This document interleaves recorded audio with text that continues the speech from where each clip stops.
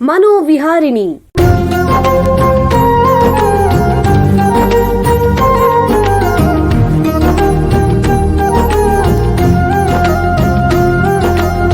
ಬೆಂಗಳೂರಿನ ನಿಮ್ಹಾನ್ಸ್ ವತಿಯಿಂದ ಮಾನಸಿಕ ಆರೋಗ್ಯ ಮತ್ತು ನರವಿಜ್ಞಾನ ಕುರಿತ ಪ್ರಾಯೋಜಿತ ಶಿಕ್ಷಣ ಮಾಲಿಕೆ. ಸಹಯೋಗ ಡಾಕ್ಟರ್ ರಾಮಚಂದ್ರ ಎನ್ ಮೂರ್ತಿ, ಮಾನಸಿಕ ಆರೋಗ್ಯ ಮತ್ತು ನರವಿಜ್ಞಾನ ಪ್ರತಿಷ್ಠಾನ, ನಿಮ್ಹಾನ್ಸ್. ಕೇಳಿ ಮಾನಸಿಕ ಆರೋಗ್ಯ ಮತ್ತು ನರವಿಜ್ಞಾನ ಕುರಿತ ಮಾಲಿಕೆ ಮನೋವಿಹಾರಿಣಿ. ನಮಸ್ಕಾರ ಶ್ರೋತೃಗಳೇ, ನಿಮಗೆಲ್ಲರಿಗೂ ಮನೋವಿಹಾರಿಣಿ ಶಿಕ್ಷಣ ಮಾಲಿಕೆಯ ಈ ಸಂಚಿಕೆಗೆ ಆತ್ಮೀಯ ಸ್ವಾಗತ. ಹಿಂದಿನ 2 ಸಂಚಿಕೆಗಳಲ್ಲಿ ಮಾನವರನ್ನು ಕಾಡುವ ಸಾಮಾನ್ಯವಾದ ಮಾನಸಿಕ ಸಮಸ್ಯೆ ಆಂಗ್ಸೈಟಿ ಡಿಸಾರ್ಡರ್ಸ್ ಅಥವಾ ಆತಂಕದ ಅಸ್ವಸ್ಥತೆಗಳ ಬಗ್ಗೆ ಚರ್ಚೆ ಮಾಡ್ತಾ ಇದ್ವಿ. ಇವತ್ತು ಅದನ್ನು ಮುಂದುವರಿಸೋಣ.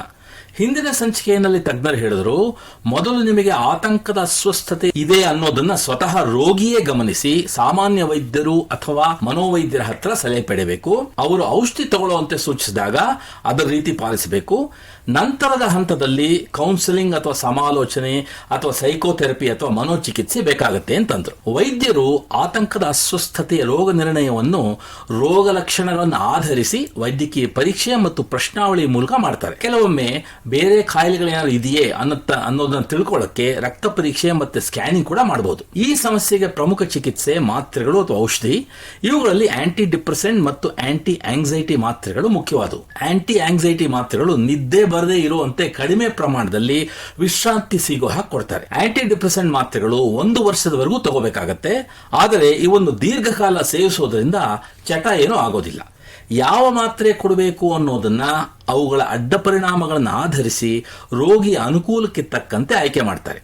ಯಾವುದೇ ಮಾತ್ರೆಗಳಿಂದಲೂ ಬಹಳ ಗಂಭೀರವಾದ ಅಡ್ಡ ಪರಿಣಾಮಗಳು ಸಾಧಾರಣವಾಗಿ ಇರೋದಿಲ್ಲ. ಮಾತ್ರೆಗಳಲ್ಲದೆ ಯೋಗ, ಆಯುರ್ವೇದ ಮತ್ತು ಸೈಕೋಥೆರಪಿ ಅಥವಾ ಮಾನಸಿಕ ಅಥವಾ ಮನೋಚಿಕಿತ್ಸೆ ಇತ್ಯಾದಿನ ಉಪಯೋಗಿಸೋದ್ರಿಂದ ಮಾತ್ರೆಯ ಚಿಕಿತ್ಸೆಗೆ ಪೂರಕವಾದ ಪರಿಣಾಮ ಉಂಟಾಗುತ್ತೆ, ರೋಗಿಗೆ ಸಹಾಯ ಆಗತ್ತೆ ಕೂಡ. ಇಂದಿನ ಸಂಚಿಕೆಯಲ್ಲಿ ಸೈಕೋಥೆರಪಿ ಅಥವಾ ಕೌನ್ಸಿಲಿಂಗ್ ಅಥವಾ ಮನೋಚಿಕಿತ್ಸೆನ ಆತಂಕದ ಅಸ್ವಸ್ಥತೆಗೆ ಹೇಗೆ ಅನ್ವಯಿಸಬಹುದು ಅನ್ನೋದ್ರ ಬಗ್ಗೆ ತಜ್ಞರ ಹತ್ತಿರ ಹೆಚ್ಚಿನ ಮಾಹಿತಿ ಸಂಗ್ರಹಿಸೋಣ. ಮನೋವೈದ್ಯಕೀಯ ಶಾಸ್ತ್ರ ಕ್ಷೇತ್ರದಲ್ಲಿ ಸುಮಾರು 25 ವರ್ಷಗಳಿಂದ ವೈದ್ಯಕೀಯ ಸೇವೆ ಮತ್ತು ಸಂಶೋಧನೆ ಮಾಡ್ತಾ ಇರುವಂತಹ ನಿಮ್ಹಾನ್ಸ್ನ ಸೈಕ್ಯಾಟ್ರಿ ವಿಭಾಗದಲ್ಲಿ ಪ್ರಾಧ್ಯಾಪಕರಾಗಿರೋ ಡಾಕ್ಟರ್ ಸುರೇಶ್ ಭಾರದಮಠ್ ಅವರು ನಮ್ಮ ಜೊತೆಗಿದ್ದಾರೆ. ಅವ್ರನ್ನ ಸ್ವಾಗತಿಸೋಣ. ನಮಸ್ಕಾರ ಡಾಕ್ಟರ್ ಸುರೇಶ್ ಅವರೇ. ನಮಸ್ಕಾರ ಎಲ್ಲರಿಗೂ. ನಿಮಗೆ ಈ ಕಾರ್ಯಕ್ರಮಕ್ಕೆ ಸ್ವಾಗತ. ಡಾಕ್ಟರ್ ಸುರೇಶ್ ಅವರೇ, ನಿಮಗೆ ಮೊದಲನೇ ಪ್ರಶ್ನೆ ಏನು ಅಂತಂದ್ರೆ, ಈಗ ನಮಗೇನಾದ್ರು ಸಮಸ್ಯೆ ಆದರೆ ಮನೆಯಲ್ಲಿ ನಮ್ಮ ತಂದೆ ತಾಯಿನೋ ಕುಟುಂಬದವ್ರ ಹತ್ರ ಹೇಳ್ಕೊತೀವಿ, ಸ್ನೇಹಿತರ ಹತ್ರ ಹೇಳ್ಕೊತೀವಿ. ಹಾಗಿದ್ದ ಮೇಲೆ ನಾವು ಕೌನ್ಸಿಲರ್ ಹತ್ರ ಅಥವಾ ಈ ಸೈಕೋಥೆರಪಿಸ್ಟ್ ಹತ್ರ ಯಾತಕ್ಕೆ ಬರ್ಬೇಕು? ನೋಡಿ, ಇದು ಒಳ್ಳೆ ಇಂಟ್ರೆಸ್ಟಿಂಗ್ ಪ್ರಶ್ನೆ ಕೇಳಿದ್ರಿ. ನೋಡಿ, ಸಹಜವಾಗಿ ನಾವು ಎಲ್ಲರ ಹತ್ರ ಡಿಸ್ಕಸ್ ಮಾಡ್ತೀವಿ. ಡಿಸ್ಕಸ್ ಮಾಡಿನೂ ಸಮಸ್ಯೆ ಬಗೆಹರಿತಿಲ್ಲ, ಅಥವಾ ಡಿಸ್ಕಸ್ ಮಾಡಕ್ ಯಾರ ಹತ್ರನೂ ಇಲ್ಲ, ಅಥವಾ ನಮ್ಮ ಸಮಸ್ಯೆ ಅವ್ರ ಹತ್ರ ಹೇಳ್ಕೊಂಡ್ಬಿಟ್ರೆ ಏನ್ ಅನ್ಕೊಂಡ್ಬಿಡ್ತಾರೋ ಅಂತ ಸಂದರ್ಭ ಬಂದಾಗ ಅಫ್ಕೋರ್ಸ್ ಕೌನ್ಸಿಲರ್ ಹತ್ರ ಹೋಗ್ಬೇಕಾಗತ್ತೆ, ಸೈಕೋಥೆರಪಿಸ್ಟ್ ಹತ್ರ ಹೋಗ್ಬೇಕಾಗತ್ತೆ, ಡಾಕ್ಟರ್ ಹತ್ರ ಹೋಗ್ಬೇಕಾಗತ್ತೆ. ಅಂದ್ರೆ ಸೈಕೋಥೆರಪಿಸ್ಟ್ ಅನ್ನೋರು ಒಂದು ವಿಶೇಷ ತರಬೇತಿ ಅಥವಾ ಅವ್ರಿಗೆ ಬೇರೆ ರೀತಿ ಟ್ರೈನಿಂಗ್ ಇರುವಂತವ್ರು ಇರ್ತಾರ? ಡೆಫಿನೆಟ್ಲಿ ಸೈಕೋಥೆರಪಿಗೆ ಟ್ರೈನಿಂಗ್ ನಡೆಯುತ್ತೆ. ಬೇರೆ ಬೇರೆ ಅದಕ್ಕೆ ಇನ್ಸ್ಟಿಟ್ಯೂಷನ್ಸ್ ಇದೆ, ಅಲ್ಲ ಟ್ರೈನಿಂಗ್ ಆಗುತ್ತೆ. ಸೊ ಕೌನ್ಸಿಲಿಂಗ್ಗೆ ಕೌನ್ಸಿಲರ್ಸ್ ಟ್ರೈನಿಂಗ್ ಆಗುತ್ತೆ. ಸರ್, ಇವಾಗ ಈ ಆತಂಕದ ಅಸ್ವಸ್ಥತೆಗಳಲ್ಲಿ ರೋಗಿಗಳಿಗೆ ಈ ಸೈಕೋಥೆರಪಿ ಅಥವಾ ಮಾನಸಿಕ ಚಿಕಿತ್ಸೆ ಅನ್ನೋದು ಹೇಗೆ ಸಹಾಯ ಮಾಡುತ್ತೆ? ಕೌನ್ಸಿಲಿಂಗ್ ಅಥವಾ ಸೈಕೋಥೆರಪಿ ಅನ್ನೋದು ದೇರ್ ಈಸ್ ಎ ಮೆಥಡ್. ಈ ರೀತಿ ಥೆರಪಿ ಮಾಡಬೇಕು ಅಂತ ಇರುತ್ತೆ. ಆ ಥೆರಪಿನ ಒಂದು ಥೆರಪಿಸ್ಟ್ ಮಾಡ್ತಾರೆ. ಅಟ್ ದ ಸೇಮ್ ಟೈಮ್ ಈ ಪೇಷಂಟ್ ಕೂಡ ಅದನ್ನ ಅಕ್ಸೆಪ್ಟ್ ಮಾಡ್ಕೋಬೇಕು. ನಾನು ಬದಲಾವಣೆ ಆಗಬೇಕು, ನನಗೆ ಈ ತೊಂದರೆಯಿಂದ ಹೊರ ಬರಬೇಕು ಅನ್ನೋ ಒಂದು ಭಯ ಅಥವಾ ಬಯಕೆ ಇರಬೇಕು. ಆ ಬಯಕೆ ಇದ್ದಾಗ ಥೆರಪಿಸ್ಟ್ ಮತ್ತೆ ಪೇಷಂಟ್ ದೇ ವರ್ಕ್ ಟುಗೆದರ್. ಅದನ್ನ ತಮ್ಮ ತೊಂದರೆಗಳ ಬಗ್ಗೆ ಡಿಸ್ಕಸ್ ಮಾಡ್ತಾರೆ, ಆತಂಕದ ಬಗ್ಗೆ ಡಿಸ್ಕಸ್ ಮಾಡ್ತಾರೆ, ಅದು ಹೇಗೆ ಉಟ್ಕೊಳ್ತು, ಅದನ್ನ ಯಾವ ರೀತಿ ಅದನ್ನ ಕಡಿಮೆ ಮಾಡಬಹುದು ಅಂತ ಫೈನಲೈಸ್ ಮಾಡಿ then they will do behaviour therapy ಅಥವಾ ಕಾಗ್ನಿಟಿವ್ ಥೆರಪಿ, ಎಕ್ಸ್ಪೋಜರ್ ಅಂತ ಹೇಳ್ತೀವಿ. ಇದನ್ನೆಲ್ಲ ಮಾಡಿ ಹಂತ ಹಂತವಾಗಿ ಮಾಡ್ತಾರೆ. ಇನ್ವೇರಿಯಬಲಿ 18ರಿಂದ 25 ಸೆಷನ್ ಬೇಕಾಗತ್ತೆ. ಒಂದೊಂದು ಸೆಷನ್ ಇನ್ವೇರಿಯಬಲಿ 35 ಅಥವಾ 45 ನಿಮಿಷದಿಂದ 60 ನಿಮಿಷ ಒಂದು ಸೆಷನ್ ಅಂತ ಕರಿತೀವಿ. ವಾರಕ್ಕೊಂದು ಸೆಷನ್ ಮಾಡ್ತಾರೆ. ಬಹಳ ತೀವ್ರವಾದ ಕಾಯಿಲೆ ಇದೆ ಅಂದ್ರೆ ವಾರಕ್ಕೆ 2 ಸೆಷನ್ ಮಾಡ್ಬೋದು. ಅದು ಸೆಷನ್ಸ್ ಇನ್ವೇರಿಯಬಲಿ 3ರಿಂದ 6 ತಿಂಗಳ ತನಕ ಥೆರಪಿ ಆಗುತ್ತೆ. ಅಂದ್ರೆ ನಿಮ್ಮ ಪ್ರಕಾರ ಥೆರಪಿ ಮಾಡೋರು ಅಥವಾ ರೋಗಿ ಮಧ್ಯೆ ಒಂದು ರೀತಿ ಭಾವನಾತ್ಮಕ ಸಂಬಂಧ ಯಾವ ರೀತಿ ಅಂದ್ರೆ ರೋಗಿಗೂ ತನ್ನಲ್ಲಿ ಬದಲಾವಣೆ ಆಗಬೇಕು ಅಂದ್ರೆ ಹಂಬಲ ಇರಬೇಕು, ಅದಕ್ಕೆ ಪೂರಕವಾಗಿ ಥೆರಪಿ ಮಾಡೋರು ಇರಬೇಕು ಅಂತ ಹೇಳ್ತಾ. ಈಗ ಈ ಆತಂಕದ ಅಸ್ವಸ್ಥತೆಗೆ ಮಾಡೋ ಬೇರೆ ಬೇರೆ ಮನೋಚಿಕಿತ್ಸೆಗಳು ಅಂದ್ರೆ ಸೈಕೋಥೆರಪಿಗಳು ಯಾವ್ದಾರು ಇದೆಯಾ? ಅಂದ್ರೆ ಒಂದೇ ರೀತಿನ ಬೇರೆ ಬೇರೆ ರೀತಿ? ಹಲವಾರು ರೀತಿಯಾದ ಥೆರಪಿಗಳಿದೆ. ಕೆಲವೊಂದು ಕಡೆಯಿಂದ ಹುಟ್ಕೊಂಡಿದೆ. ಅಮೆರಿಕದಿಂದ ಒಂದು ಕೆಲವೊಂದಿದೆ, ಇಂಡಿಯಾದಿಂದ ಕೆಲವೊಂದಿದೆ. ಕೆಲವೊಂದು ಕಾಗ್ನಿಟಿವ್ ಥೆರಪಿ ಅಂತ ಕೇಳ್ತೀವಿ. ಅದು ನಮ್ಮ ಯೋಚನೆಗಳ ವಿಚಾರಗಳ ದೋಷಗಳನ್ನ ಬದಲಾವಣೆ ಮಾಡೋದು. ಅದು ಇನ್ನೊಂದು ಬಿಹೇವಿಯರ್ ಥೆರಪಿ. ಬಿಹೇವಿಯರ್ ಥೆರಪಿಯಲ್ಲಿ ವಿಚಾರದ ಬಗ್ಗೆ ನಾವೇನೋ ತಲೆ ಕೆಡಿಸ್ಕೊಳ್ಳೋ, ನಡವಳಿಕೆ ಚಿಕಿತ್ಸೆ ಅಂತ ಹೇಳಿದ್ರೆ ಅವರ ಆಚಾರ ವಿಚಾರ ಬದಲಾವಣೆ ಮಾಡ್ತೀವಿ ಬಿಹೇವಿಯರಲ್ ಥೆರಪಿ. ಇನ್ನೊಂದು ಕಾಗ್ನಿಟಿವ್ ಬಿಹೇವಿಯರಲ್ ಥೆರಪಿ ಅಂತೀವಿ, that is another common. Exposure response prevention ಅಂತ ಕರಿತೀವಿ, ಅದೊಂದು ಮಾಡ್ತಾರೆ. ಮೈಂಡ್ಫುಲ್ನೆಸ್ ಥೆರಪಿ ಅಂತ ಕರೀತಾರೆ. ಸೊ ಹಲವಾರು ಥೆರಪಿಗಳಿದೆ. ಇನ್ವೇರಿಯಬಲಿ ಥೆರಪಿಸ್ಟ್ ಯಾವ್ದ್ರಲ್ಲಿ ಟ್ರೈನ್ ಆಗಿದ್ದಾರೆ, ಆಮೇಲೆ ಪೇಷಂಟ್ ಹೌದು ಈ ಥೆರಪಿ ನಾನು ಮಾಡಬಹುದು ಅನ್ನೋ ಒಂದು ನಂಬಿಕೆ ಇದ್ದಾಗ ಇಬ್ರು ಕಂಬೈನ್ಡ್ ಎಫರ್ಟ್. ಇಲ್ಲಿ ಥೆರಪಿಸ್ಟ್ ಒಬ್ಬರೇ ಮಾಡ್ತಾರೆ, ಪೇಷಂಟ್ ನಾ ಏನು ಮಾಡಲ್ಲ ಅಂದ್ರೆ ಗುಣ ಆಗಲ್ಲ. ಇಲ್ಲಿ ಪೇಷಂಟ್ ಗುಣ ಆಗ್ತಾರೆ, ಥೆರಪಿಸ್ಟಿಗೆ ಏನು ಗೊತ್ತಿಲ್ಲ, ಮತ್ತೆ ಗುಣ ಆಗಲ್ಲ. ನೀವ್ ಹೇಳಿದ್ರಲ್ಲ, ಪೇಷಂಟ್ ಮತ್ತೆ ಥೆರಪಿಸ್ಟ್ಗೆ ಒಳ್ಳೆ ರ್ಯಾಪೋ ಇರಬೇಕು. ಅವರಿಬ್ರು ಪೇಷಂಟಿನ ತೊಂದರೆಗಳನ್ನ ನಿಭಾಯಿಸಬೇಕು ಅಥವಾ ಅದನ್ನ ನಿವಾರಣೆ ಮಾಡಬೇಕು ಅನ್ನೋ ಒಂದು ದಿಕ್ಕಿನಲ್ಲಿ 18ರಿಂದ 24 ಸೆಷನ್ ಬೇಕಾಗಬಹುದು over a period of 3 to 6 months. ಮಾಡೋದ್ರಿಂದ ಇನ್ವೇರಿಯಬಲಿ ಸಂಶೋಧನೆ ಏನು ಹೇಳುತ್ತೆ ಅಂದ್ರೆ 40ರಿಂದ 60% ಗುಣ ಆಗಿದೆ ಪೇಷಂಟ್ಗಳಲ್ಲಿ. ಇದು ಮೆಡಿಸಿನ್ಗಿಂತ ಯಾಕೆ ಬೆಟರ್ ಅಂದ್ರೆ, ಈ ಥೆರಪಿ ಮಾಡಾದ್ಮೇಲೂ after 4 years 5 years follow up study ಮಾಡಿದರೆ ಪೇಷಂಟ್ಗಳು ಚೆನ್ನಾಗಿದ್ದಾರೆ. ಅದೇ ಮೆಡಿಸಿನ್ ತಗೊಂಡಿದ್ದಾರೆ ಬಿಟ್ಟ ಮೇಲೆ ಮರುಕಳಿಸೋ ಚಾನ್ಸಸ್ ಜಾಸ್ತಿ ಇರುತ್ತೆ ಮೆಡಿಸಿನ್ ಬಿಟ್ಟಾಗ. ಬಟ್ ಥೆರಪಿ ಮಾಡಿಸ್ಕೊಂಡು ಅಥವಾ ಕೌನ್ಸಿಲಿಂಗ್ ಮಾಡಿಸ್ಕೊಂಡು the chances of relapse is very less. So that is the major difference in therapy. ಬಹಳ ಉಪಯುಕ್ತ ಮಾಹಿತಿ. ಈಗ ಒಂದು ಸಣ್ಣ ವಿರಾಮ ತಗೊಳ್ಳೋಣ. ನಂತರ ಆತಂಕದ ಅಸ್ವಸ್ಥತೆಗಳಲ್ಲಿ ಸೈಕೋಥೆರಪಿ, ಕೌನ್ಸಿಲಿಂಗ್ ಅಥವಾ ಮನೋಚಿಕಿತ್ಸೆ ಬಗ್ಗೆ ಹೆಚ್ಚಿನ ಚರ್ಚೆನ ಮುಂದುವರಿಸೋಣ.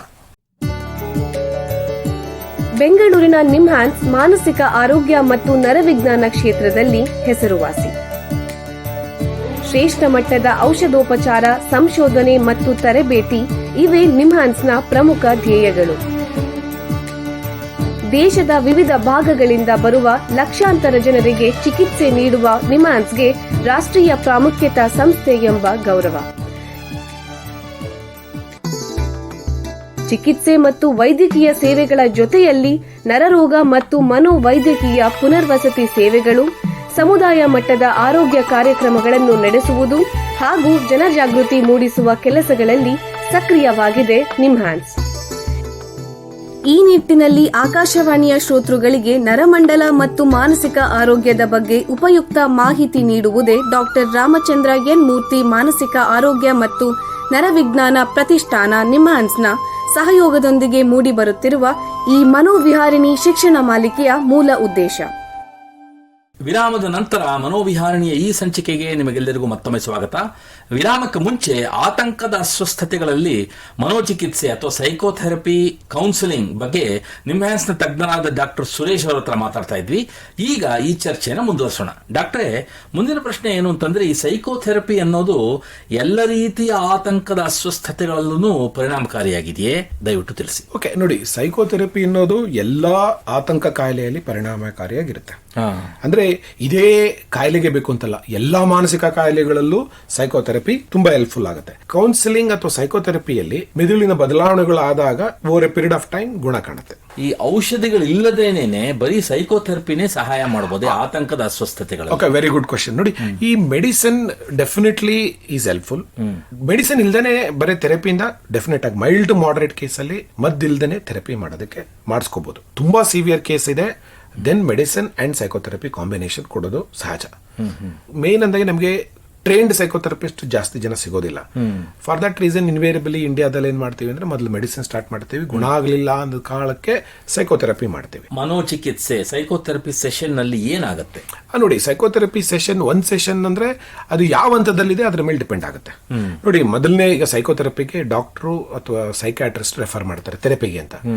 ಈಗ ನಾನು ಥೆರಪಿ ಮಾಡ್ತಾ ಇದ್ದೀನಿ ಅಥವಾ ಐ ಎಮ್ ಎ ಸೈಕೋಥೆರಪಿಸ್ಟ್ ಅಂತ ಕನ್ಸಿಡರ್ ಮಾಡಿದ್ರೆ ನಾನು ಏನು ಮಾಡ್ತೀನಿ, ಫಸ್ಟ್ ಇಂಟೇಕ್ ಸೆಷನ್ ಮಾಡ್ತೀವಿ. ಇಂಟೇಕ್ ಸೆಷನ್ ಅಂದರೆ ಮೊದಲನೇದು ಥೆರಪಿ ಅಂದರೆ ಏನು, ಎಷ್ಟು ದಿನ ಬರಬೇಕಾಗತ್ತೆ, ಎಷ್ಟು ಗಂಟೆ ಆಗುತ್ತೆ, ವಾರದಲ್ಲಿ ಯಾವಾಗ ಭೇಟಿ ಆಗ್ತೀವಿ ನಾವು, ಅದಕ್ಕೆ ಯಾವ ರೀತಿಯಾದ ನನ್ನ ಜವಾಬ್ದಾರಿ ಏನು ಮತ್ತು ಪೇಷಂಟ್ನ ಜವಾಬ್ದಾರಿನ ಡಿಸ್ಕಸ್ ಮಾಡ್ತೀವಿ. ಅದು ಮಾಡಾದ್ಮೇಲೆ ದೆನ್ ಕನ್ಸೆಂಟ್ ತಗೊಳ್ತೀವಿ.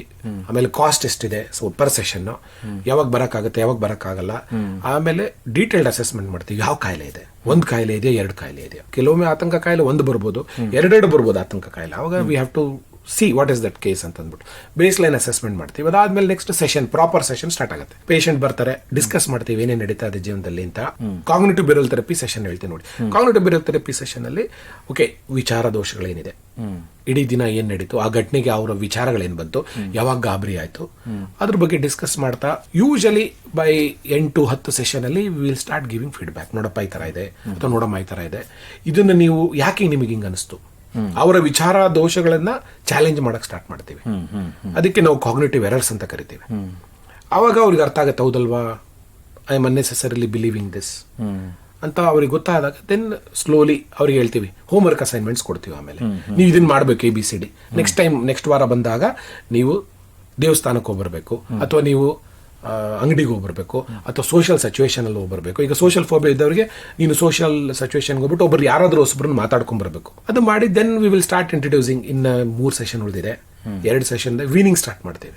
ಮಾಡ್ಬಿಟ್ಟು ನೆಕ್ಸ್ಟ್ ಆಮೇಲೆ 2 ತಿಂಗಳಾದ್ಮೇಲೆ ಭೇಟಿ ಆಗೋಣ ಅಂತ ಫಾಲೋ ಅಪ್ ಸೆಷನ್ ಮಾಡ್ತೀವಿ. ಕೊನೆಗೆ ಬೂಸ್ಟರ್ ಸೆಷನ್ ಅಂತ ಅಂದ್ಬಿಟ್ಟು may be 3 months 6 months down the line booster session ಮಾಡಬಹುದು. So this is how the therapy goes. ಅಂದ್ರೆ ನೀವು ಹೇಳೋ ಪ್ರಕಾರ ಸಾಧಾರಣವಾಗಿ ರೋಗಿಗಳಲ್ಲಿ ಸುಧಾರಣೆ ಕಾರಣಕ್ಕೆ ಈ ಎಷ್ಟು ಸಮಯ ತಗೊಳುತ್ತೆ ಈ ಸೈಕೋಥೆರಪಿ? ಸೈಕೋಥೆರಪಿಯಲ್ಲಿ ನೋಡಿ, invariably the improvement starts after 1 to 2 months only. Immediate ಆಗೋದಿಲ್ಲ. ಒಂದ್ ಸೆಷನ್ ಆಯ್ತು, ಗುಣ ಆಯ್ತು. ಮೊದಲನೇ ಸೆಷನ್ ಅಲ್ಲಿ ಏನಪ್ಪಾ, ತಮ್ಮ ದುಃಖಗಳನ್ನ ಹೇಳ್ಕೊಳ್ತಾರೆ, ಅವಾಗ ಹಗುರ ಅನ್ಸ್ಬೋದು. But actual session starts only after 3rd or 4th session. ಗುಣ ಕಾಣೋದಕ್ಕೆ ಪೂರ್ತಿ 3 to 6 ತಿಂಗಳು.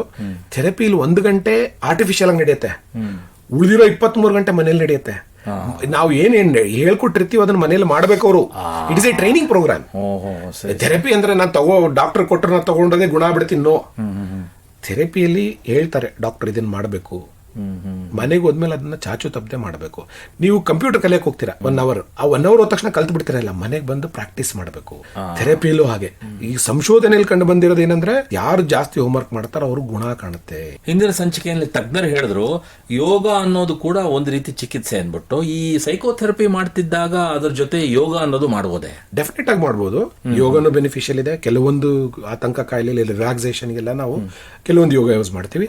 ಸಿಮಿಲರ್ ಮೆಥಡಾಲಜಿ ಕೂಡ ಈಗ ಮೈಂಡ್ಫುಲ್ನೆಸ್ ಥೆರಪಿನೇ ತಗೊಳ್ಳಿ. Mindfulness is also culturally adaptable. So both are acceptable, both can be done at the same time.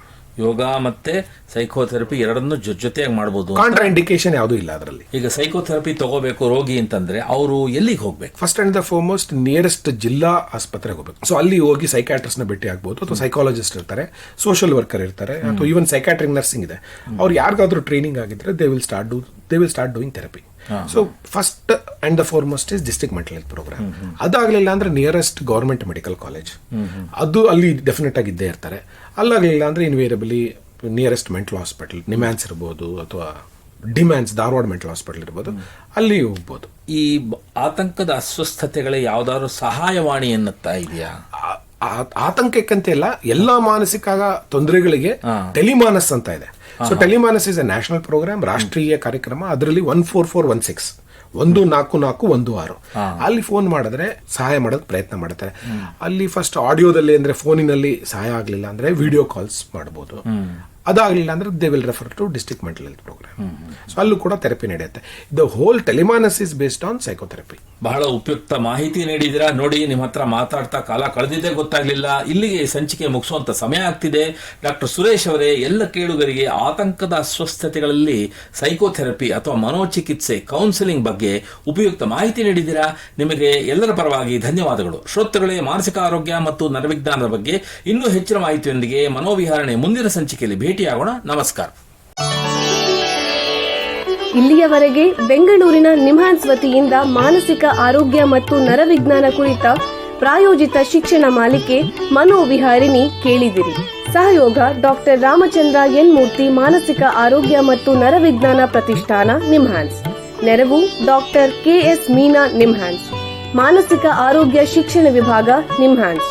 ಹಾಗೂ Nivedita BS, NIMHANS. ಸಂಗೀತ ಸಂಯೋಜನೆ ಕೆ ಕಲ್ಯಾಣ್, ಪರಿಕಲ್ಪನೆ, ನಿರೂಪಣೆ ಮತ್ತು ನಿರ್ಮಾಣ ಡಾಕ್ಟರ್ ಎಂ ಶ್ರೀನಿವಾಸ್ ಭರತ್ ನಿಮ್ಹಾನ್ಸ್. ನಿಮ್ಮ ಸಂದೇಶಗಳನ್ನು ಕಳಿಸಬೇಕಾದ ದೂರವಾಣಿ ಸಂಖ್ಯೆ 7891105524 7899105524. ವಾಟ್ಸ್ಆಪ್ ಸಂದೇಶಗಳು ಮಾತ್ರ. ಈ ಕಾರ್ಯಕ್ರಮದ ಮುಂದಿನ ಸಂಚಿಕೆ ಮುಂದಿನ ವಾರ ಇದೇ ಸಮಯಕ್ಕೆ ಮನೋವಿಹಾರಿಣಿ ಮಾಲಿಕೆಯಲ್ಲಿ.